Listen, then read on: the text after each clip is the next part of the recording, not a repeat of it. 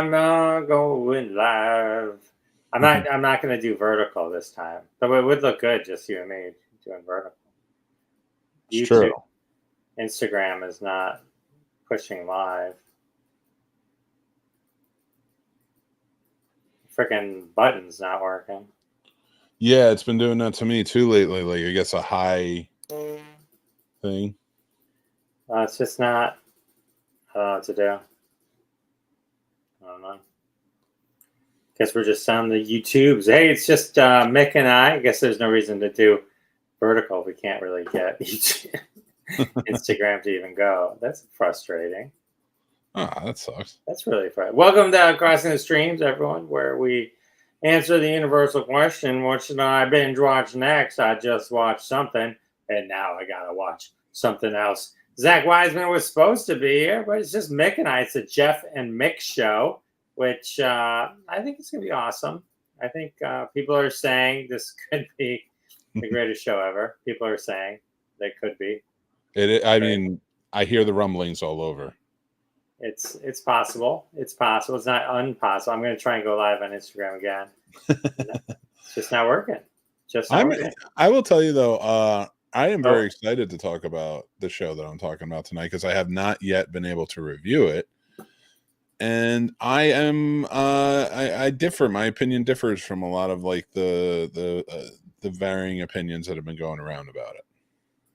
Hang on, I'm trying to go live again. Maybe it didn't think it didn't show up on the thing. I'm excited to talk about the Acolyte with you. I can't figure out why can't go live. Oh wait, here we go. We're going live. We're going live on Instagram. We did it. Oh shit! And then I accidentally just hit crap. And then I hit end. Did it? I don't know. Oh god. Hi Lee. All right, hang on. I'm having a complete meltdown here of trying to go live on Instagram. All right, forget it. We are live on Twitter, X. Are we? I don't even know. I'm so confused right now. The Instagram wasn't working, and then let me try it one more time. I'll try it one more time. I love it. I mean, we might as well, right? I mean, it's like technical difficulties, notwithstanding. It's like it didn't want to go, and it was like, so there we go. All right, so let's say we're going to talk about something while tell everyone what you're talking about, the Acolyte today. Yeah. I'm in. What was Zack going to talk about? I'm interested. Zack was going to talk about what was Zack going to talk? Well, here I'll tell you. The show originally was that's last week. Last week we talked about Fly Me to the Moon, and we talked about Twister and Twisters and Independence Day. So that was a fun conversation. Today we were going to talk about Popstar. He was going to do Popstar Never Stops Stopping, which was great. We're going to talk about The Boys. The season 4 just ended, and the Acolyte. So we are live on Instagram after much. Thanks for bearing with me, everybody. What do we got? We got Lee's here. What's up? We got Lord Duncan. What's up, sir? All goodness. We got a lot of goodness here. Yeah, people going around. I thought I used to have like there's Crossing the Streams. I don't know. I have to work on some background images, I guess. I'm going to try Ecamm too. I think I'm going to try Ecamm. What was it? I've been watching Presumed Innocence. I'm not going to talk about it. No spoilers, nothing like that. I remember the book. I remember that, but I'm halfway in, and I find it very compelling. It's a very compelling show. That's all I'll say right now. And do you know you read the book then? I got to assume it's different. I mean, I can't say it is, but because I'm obviously not to the end, and I wouldn't say it regardless. But my guess is they are just kind of taking the idea, and they must have made it something different. They must have. Okay. They're not going to make you wait 8 hours to give you the same Harrison Ford movie ending. Are they? You know what I mean? And plus, they've already changed some stuff. There's already been some differences that, I think Well, you got to show. You have to draw it out more. You have to add some more intrigue. What? Let me ask you this: did you watch the television show they did about Fatal Attraction? No. Was it Because good? I feel like that's a similar vibe to this. Like, it was a movie in the 80s. Now it's a show. Like, I mean, that's happening everywhere. Well, I mean, it was a book in the 80s, Presumed Innocent, that they made into a movie. Yeah, fair. I mean, that's like saying The Godfather was a movie. It was a book. That's true. That's true. So this was one of those when books were very popular. I mean, books are always popular. You remember The Firm? Like, there were certain things that everybody read. Like there was that period of time. And so Presumed Innocent was the Scott Turow book that at that time was one of the it books. But yeah, I mean, I'm enjoying it so far. On a future show, I'm going to talk about Trying, which is on Apple, which is it's a UK show. They just did, I think it was the 4th season. They took, with the pandemic, there was a break, but great show. I'll talk about it in more detail in the future. But I'm trying to think what else I've been watching. Did you hear about that new show? They just put a trailer out. It's coming out next month. It stars Vince Vaughn, and it's the creators. I think it's Bill Lawrence, one of the creators of Ted Lasso and Scrubs and stuff like that. It's called Bad Monkey, and he's like a police detective who's kind of like rough, one of those rough around the edges types, but he's been suspended from work, so like he can't work, and then so he goes to do like this side job and realizes, wait, I think I figured it out, and now like it's just chaos with him trying to figure it out, and the police are after him and everything. I'm not doing it any justice the way I'm explaining it. No, it sounds amazing. I'm trying to think what else. We've been rewatching the West Wing, which I'm really enjoying, and we're going to see Deadpool and Wolverine tomorrow. No spoilers. They've been doing really good. I like when the movies do the no spoiler campaigns. Yes, yeah, that's really good. And from what I've heard people say, like, because I guess some people have seen it already at some of the early screenings, was that the trailers did a great job not showing you a lot, and that there's a ton of cameos, and that most of them seem to be warranted. Like they're not just for the sake of. And the big thing, I don't know, who do you think Lady Deadpool is? I mean, I don't. I can tell you. Do you know for sure? Yeah, and I know all the cameos too. Oh, don't tell me. I don't want to know. I'm not gonna say anything. I don't want to ruin it for anyone. I stumbled upon it, and I don't mind spoilers. So that way I can kind of prep things down the line. Yeah, I like for this particular thing. I think I like the idea of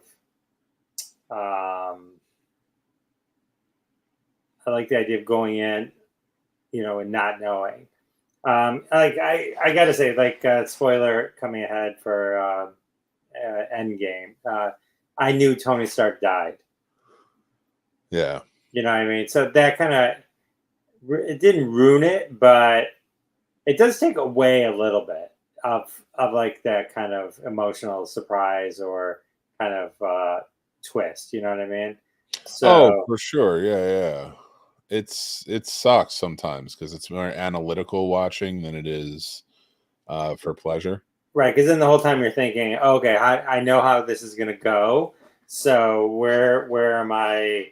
You're trying to put it together in your head as it's happening, as opposed to just kind of enjoying it. And so, that's that's another thing. So I'm sorry maybe you don't know the real cameos. Maybe they're all fake. I do know. They said they did do a lot of plants where they. I did my first when I walked out of Twisters. I had my phone up. I go, "Here's my first reaction." I'm walking out of the theater. It was a good one. I saw it. I liked it. You should continue those. They're fun. Well, believe me, I've done it for every movie I've seen in the last 5 years in the theater. Yeah. I never go to the theater anymore. You know what I mean? I'm going tomorrow. Deadpool. It has to be a really good movie. Twisters. I got free tickets from Go something or other that sent me a Oh, it's thing. worth it. Yeah. Yeah, and so that was a super fun movie. I really enjoyed it. And then yeah, but yeah, my friend was like, wait, how did you end up when you did Twisters suck? What was your final feel of that?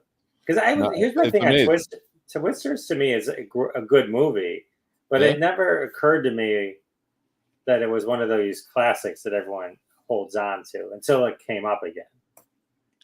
No, yeah, I love Twister. It's a comfort movie for me. I can watch that. Like, there's a handful of comfort movies I have. A Few Good Men is one of them. Princess Bride, Back to the Future, of course. Yeah, it's just those movies that really, like, when you watch them, by the end of them, you know you're gonna feel good. And Twister, even though all the devastation, and everything, for some reason, it ends on such a high note. I put that movie up on the same level as I put like Tremors. Okay. I love them. You know, they're not meant to be cinematic masterpieces, but they are beloved for sure. Cool. Yeah, no, that is good. All right, let's kind of dive in. We can go on tangents, as they say, but let's. As I said last week, we talked about Fly Me to the Moon. Mick did not like that movie. We talked about Twisters, and Independence Day. Mm-hmm. And then today we're not talking about Popstar, but we will in the future because and everyone watch it so that you can play along with us. We'll talk about The Boys and the Acolyte. Talk to me about the Star Wars. This is the first Star Wars series that like didn't even make an attempt to watch, and it doesn't mean I'm not going to watch it. It just there was nothing about it that made me need to see it at that exact moment. Well, this is getting a lot of hate from the extreme Star Wars fans. That faction that just like sort of hates everything that's coming out, and whatever. I never really adopted that because it's Star Wars. What are we really arguing about? Like, there can be bad Star Wars. Rise of Skywalker's bad Star Wars. So when the Acolyte was coming around, you're right. Like, I wasn't going to watch it, because I've just been so let down lately. And so when it came to this, I didn't know much about it. I didn't start watching it until it was like 3 or 4 episodes in.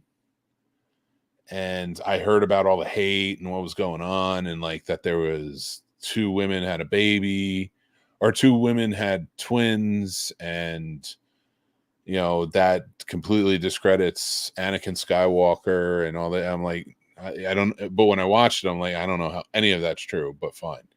I was like, to me, this is a story. I was like, I really want to watch something about the Jedi in the past, in the old Republic. And that's what this is. It's 100 years before we get to Phantom Menace. And it's really interesting, all the themes that go on in this show, and what I really enjoyed about it. Now, they have this 2 main characters, Osha and May. They're twins, and they're growing up on this planet, Brendok, and they're raised by like this witch coven. It's like Force witch users or something like that. And I just looked at it as like another religion. It's basically Star Wars. We've had Christianity in the form of like Jedi for so long. Now it's another religion, and that's sort of what it is. It's just a clash. To me, that's interesting, because right now with wars, we don't have what I don't think other people fully understand is like all the Sith and Jedi were 2 religions fighting each other the whole time. And now people are freaking out because they're adding more. And to me, I'm like, I like that element of it. I like that they're adding these, just like I said, just different religions in that respect, and what that could do for the Force, and it being set so far before Anakin Skywalker even coming onto the scene. Adds a really interesting element, and they do that throughout this. They add the Sith into it, but they don't really know that yet because they never existed before. We get a cool look at Plagueis, who Anybody who knows Star Wars lore, that's going to be a really interesting character to follow into season 2. The stranger who was played by Manny Jacinto, who was Jason on A Good Place. Oh yeah, He was, he was great on that show, but he was like amazing. One of the best Sith. I was like, I want to see more of this guy. he was great in that Hulu show too. The Nine Strangers or something with Nicole Kidman. I didn't see that one. It was good. It was enjoyable, but he was really good. He was really good. Nice. I'll check it out. I do like him as an actor, and when I saw him show up in this, it was really good. But the very cool thing about this is you get a different feel for the Sith and what they're about. Not that it's evil; it's just they're embracing emotion. And then you go to the Jedi, and really, it's got a cool theme of almost like the police state of the Jedi is not trusted by the civilians anymore, and they're being called into question on many things. And this is a whole conspiracy that happened within the Jedi. These two twins that were taken from their family, their entire family was killed. And you get to see that play out throughout each episode of what happened, what the perspective was. And I thought they did a good job in that, where you get to see two perspectives in these twins, because they each go a different way when they're children and then into adulthood where they end up. And you think like, oh, it's Jedi Sith. She went with the Jedi, and now she went with the Sith, and this is what happened.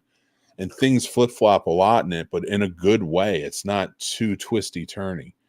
I really did like this. The lightsaber battles in this rival some of the best in the series. Truly fantastic. I did see, like, people were really raving about. I've watched this through Twitter, right? And so it is exactly like you say. They're destroying Star Wars. They're destroying Star Wars. I was like, I grew up in the world of you enjoyed what was given to you, and there was something about I don't know when it is, and Star Wars tends to seem to be the most kind of poisonous when it comes to their fans, where they feel like they own it or something, or like they have, it's like, we're just spectators, and we're just sitting, we're not running the football game. We're in the stands just watching it play out. It's like we can scream and be a sideline coach, but it ain't gonna work, and it's like, if people get so mean, and like, how they were to the actress that played, I think it was Rose in the most it's like, they're just so horrible to people. It's like, it's meant to be this whole, they can deal with like the cantina having all these different aliens, but you can't have black people and Asian people. It's like oh, no, that is no, come on, that's where we draw the line. And it's like, I just don't understand it at all. It's just like, it's like the old Star Trek when they would cover everything up with just the science fiction stuff. And then people would be like, oh, I didn't even realize that was an episode about racism. You know what I mean? It was like a black stormtrooper. Oh my God, this is the end of the world. It's like, I just don't get it. It's like, just enjoy it. Because then what happens is they start giving us what we think we want. And then that's not what we want either, because that's why we're not making these in the first place. We don't know how to do it. You know what I mean? I don't think people know how to trudge through franchises. That's the problem. And Doctor Who fans know it better than anyone how to do it. Because for so long, you have to get through the franchise falling in love with an actor who's playing the Doctor. And like, first off, you always start by hating him and saying, no, I reject this Doctor. My last Doctor just died. And then you fall in love with him, and then he goes through adventures, then he dies. And then you hate the next one. And that's how the cycle goes. And no other franchise of fans seem to get that. Because we're just starting to see Star Trek and Star Wars reach 40, 50 years. 60 years. Whereas with, Jesus, it's been 60 years of Doctor Who, but they've been continual. Like we had long breaks with the others. So I just think people just don't understand, like, because now people kind of like the prequels. Oh no, I no, I know no, you don't. no. They're because they're horrible. I mean, I I like just Revenge of the Sith. it's the best one of the three. That's But true. now granted, it can be that if you saw those first, then your perspective I would accept is liking them because you didn't have the originals to compare it to, or you didn't come off the originals, right? Where Oh, I did. Yeah, no, I wore those tapes out. yeah, so I mean, so I can get that. I don't think anyone who saw Star Wars as the first movie and then they can look back on the prequel. And look, I enjoyed the prequels when I saw them the first time, but not you rewatch Attack of the Clones. Oh, sorry, it's just horrible. It's hard to watch. It's hard to watch. No. But yeah, I feel the same way about the first two Harry Potter movies. By the way, like they only become watchable from the third one on. I agree. Okay. I do agree. And so, I mean, but the first Harry Potter movies, the first time I saw them, were great. But then when you rewatch them, you realize how they're too strict. They're too, they're not like great stories. They're not telling the story in a great way, I should say. It's like, but anyway, it's all good. I agree, 100%. And I'll always feel that way about Harry Potter because those first two movies, to me, when I saw them, I was like, this is like childish.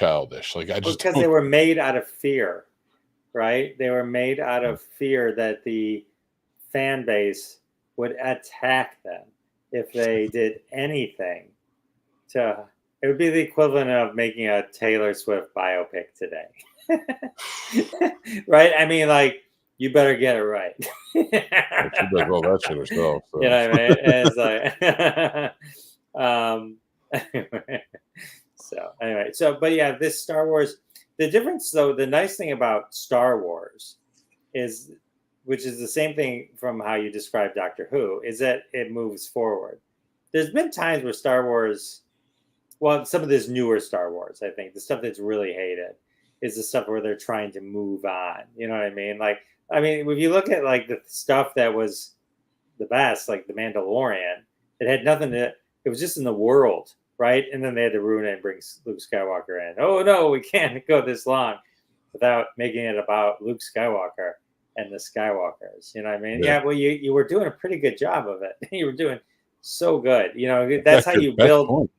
That's how you build the world and keep going. But now they're like, nope, got to go back to the crutch, which I understand the Acolyte did too. But I won't with the character. But I won't say what I accidentally saw. But but it's I don't know. So it's all good. Yes, I do agree with you. They shouldn't have never brought that character onto screen. So yeah. They should have been something separate, and that's the cool thing about the show, was something different, something separate. Yeah, I mean, it's just, I don't know, it's just Star Wars got so caught up in itself for so long, and it's like, so when you try to move it forward, it's like nobody wants to do it. At least they never remade Luke Skywalker. I mean, Star Trek redoes Kirk every 3 years. How many Spocks have there been? You know what I mean? It's like, oh yeah. I mean, I don't know. So, all right, let's talk about something else for a little bit. Let's talk about The Boys, season 4. I don't even know where to begin with this, but like, all I'm gonna say for my Supernatural fans, God's got a big dick. I will say, I mean, this was an insane season. I think it took I think it's always been political, but they took it to, they didn't hide it at all. No, but I think it was a natural progression built to this. Yeah, if you were missing the subtleties, it wasn't subtle anymore. No. I'll say that as much as everyone couldn't wait for Jeffrey Dean Morgan, and like Jeffrey Dean Morgan's amazing. I love Jeffrey Dean Morgan. there wasn't one person in the world that didn't predict that that reveal. You know what I mean? Yeah. And then they still tried to pretend like it was. Oh, did you say? It was like everyone knew this is what it was. The second he was on the screen, it was like Yep. it was So it's interesting because Claudia Dumet, Victoria Newman's character, and she's great. She's the one that blows up everyone's heads, and she's amazing. And I think it's worth talking about for a second that this season it doesn't rely heavily. I think you could have just not. I think you could have not seen Gen V, but it didn't hurt to see Gen V, and I think it adds just a little bit of Yeah, I have to go fun. back and watch it. I haven't watched Gen V yet. So Gen V covers Victoria Newman a lot, and then there's two characters who I think, if you didn't know, there's two characters in season 4 of the boys that were introduced in Gen V. They didn't have to be in Gen V. I mean, they there wasn't that much tie-in other than them just physically being there. You know what I mean? Yeah. But Claudia's Victoria Newman's thread and what she was doing did carry over to the boys season 4 in terms of a soup virus concept that sort of built in Gen V. So there's some really interesting things. Simon Pegg, Huey's father. Oh my God. Has an interesting thing, and it's like he's in a coma for half the season, and you're like, why did he agree to this? And then he has his reckoning, and then you're like, oh, okay. They're like, just put up with this for a little bit, and then we're gonna let you have this one thing. And then so that was good. The Deep had some good deep moments. Oh my God, that guy, man. with his aquatic lovers, and who, by the way, Black Noir shined a little during this season too. I think it was the same actor, but it was a different in the show. It was a different person. Yeah, he just didn't have the burn marks. So yeah. It was, and they had fun with, because everyone saw season 3. Black Noir dies at the end of season 3. Homelander kills him, and so, but he's back in season 4. Someone's in the costume, but this guy doesn't really know how to be Black Noir. He doesn't get it. He wants to bring more to the role, and that's kind of a funny thread as it goes through. A-Train's great. I love Jesse T. Usher. He does really well with that. Anthony Starr Homelander. There's an episode in this. I won't go into the episode in deep, but I'll just say he goes back to where he was raised. Oh God! And holy cow!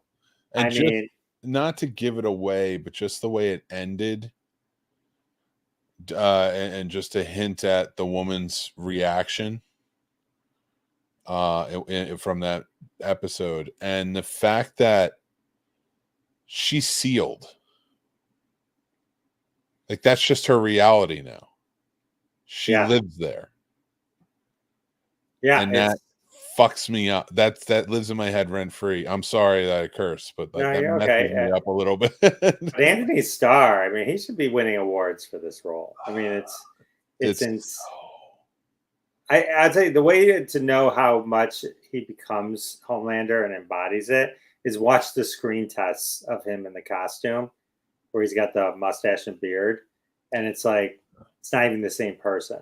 It's like, it's weird. It's like, you're like, that's Homelander. That's the guy you're like, that's the character I love.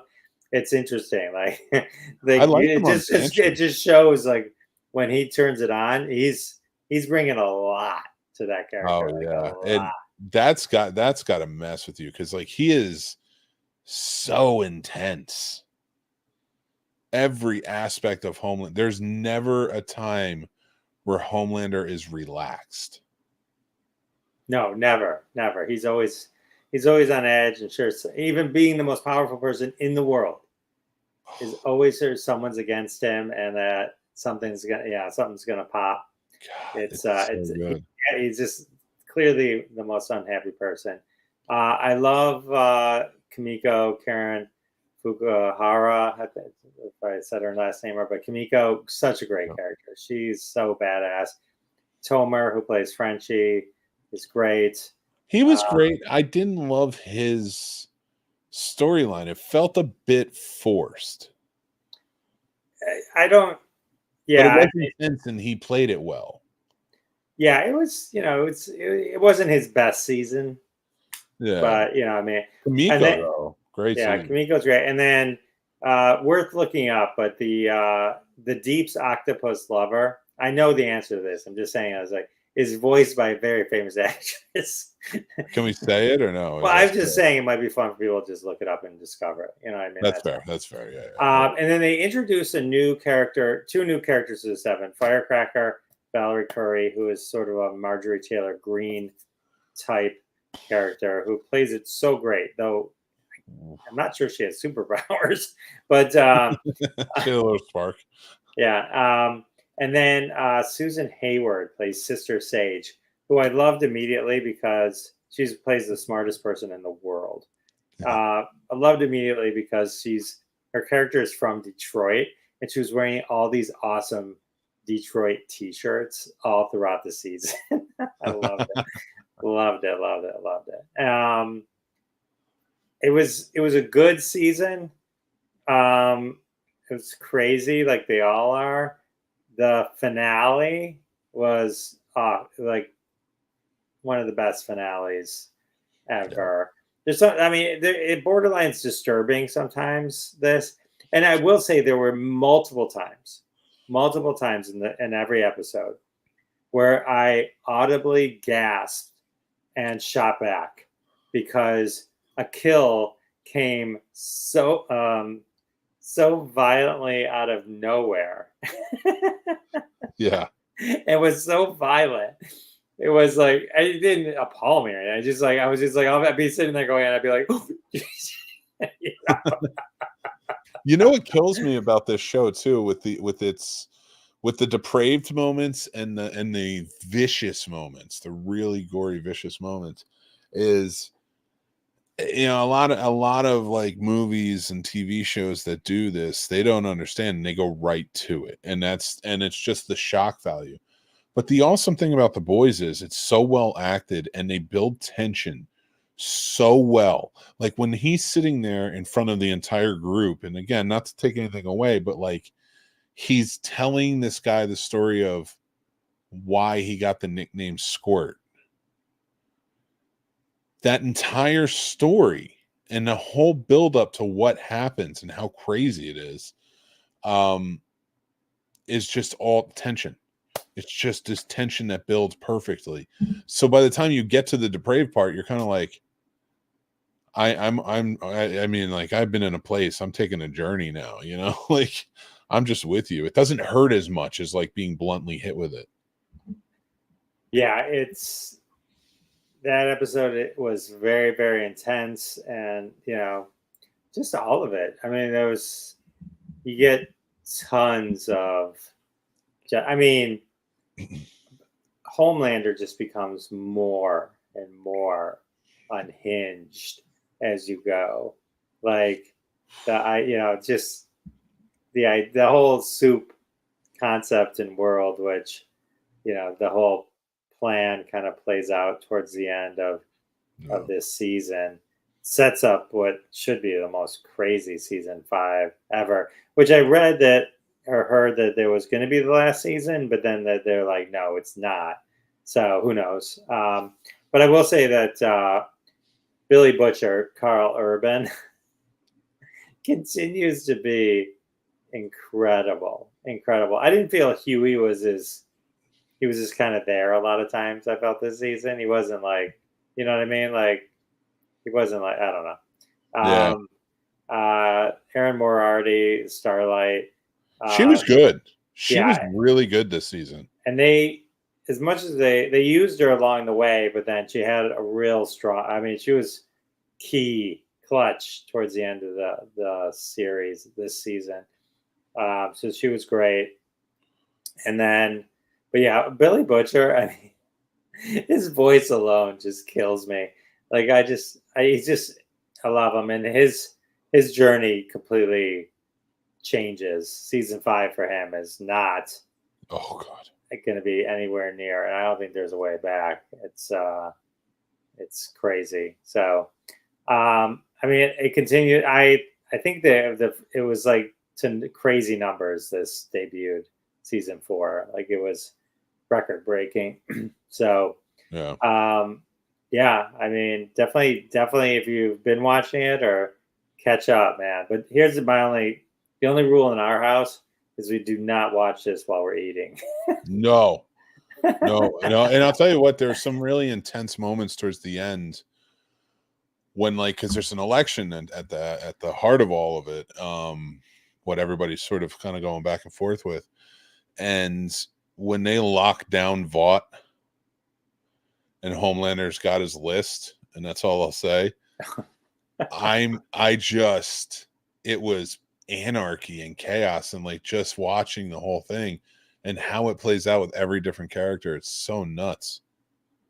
Well, they had to change the name of one of the episodes and put up a coincidence warning or whatever, because one of the episodes very paralleled the what happened with former President Trump and the assassination attempt. So those kind of the episode kind of, I mean, they had built it up, so it wasn't like, you knew it was coming in the show, but then it happened.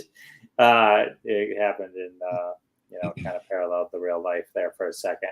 I remember growing up when Foul Play was on, and then the Pope got shot, and so they had to take it off there. Sometimes the real things happen, and they got to adjust for it. But crazy. Cool. Yeah. All right. So we got these two good shows. So I think everybody's check them out. Yeah, I think we got The Boys, and we got The Acolyte. So you're saying don't listen to the haters. You're saying Star Wars is still. Listen, is it the best show? No. I think it's better than like the Boba Fett show. Right now, the animated shows are kind of. How did they screw up the Boba Fett show? I know. I know. You know how they screwed it up? They're like, I know what people want. They want Boba Fett without his helmet. That's what the people want. Give us the whole story. I mean, the whole Mandalorian thing works because he never takes off his helmet, and it's super cool. But Boba Fett, who the coolest thing about him is his armor and his helmet, let's just take it off the whole time. And just show his head, because he was from the other prequels. So it's cool. They'll get the tie-in. Boba Fett was the person who the clones of the stormtroopers, and he cloned himself when he was Jango Fett and made Boba Fett the kid who then grew up to look just like the actor who was Jango Fett, who's now playing Boba Fett as an adult. They'll just think that's so cool that they won't. They're like, why does he need his helmet? And it's like, that should have been the Book of Boba Fett, no helmet. 2 of those episodes were just going to follow the Mandalorian because we ran out of story. Well, right. The best 2 episodes of the Book of Boba Fett were Mandalorian episodes. I mean, it was oh my God, that strictly followed him. I mean, it was just, talk about dropping, like bringing back like the greatest character ever, and then just not nailing that. I mean, and coming off one of the greatest new series of all time. And I will say to you, go watch The Acolyte, because I think it's a much better. I think there's a lot of controversy too, because the actress who came out, who stars in the show and plays the twins, May and Osha, who I liked her in The Hate You Give. She came out with some rap, diss rap about the Star Wars haters. And I was like, I don't know if that was a good idea, but whatever. I mean, I didn't listen to it. It didn't affect me. It didn't affect my view on the show. But I think that's the best part about it, is I don't need to be affected by the stupid shit that surrounds it. I can just enjoy the show for what it is. And I did. Awesome.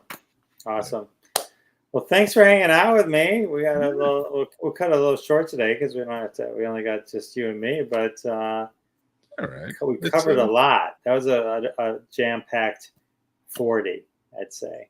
So You know, remind everyone about where they can find you on the Scene Snobs and all that goodness. it's Jeff and Mick. It's just like Jeff Deadpool and Wolverine. Mick, and we're talking movies and we're talking film. It's a Jeff and Mick show. That's where you can find me. Guys, just go check out the Scene Snobs. Find me there. Check out the channel, like, subscribe, and check out the podcast. I'm really proud of it. We're doing some really fun stuff over there. So, and we have lots of other great shows on the YouTube channel. So thank you guys. And thank you, Jeff. And thank you, Mac. And check out Classic Conversations and this YouTube channel and subscribe here, and you'll get notified when we go live. I've been putting out a lot of shorts lately. Check them out. I hope you like them. I love it. One of them got 40,000 views on TikTok. Can you believe it? Nice. That is awesome. Yeah. The rest got 200, but one. And I can't figure out why. I don't know why it was that one. You know what I mean? But anyway, thanks everyone for coming by. We appreciate you. We'll see you next time.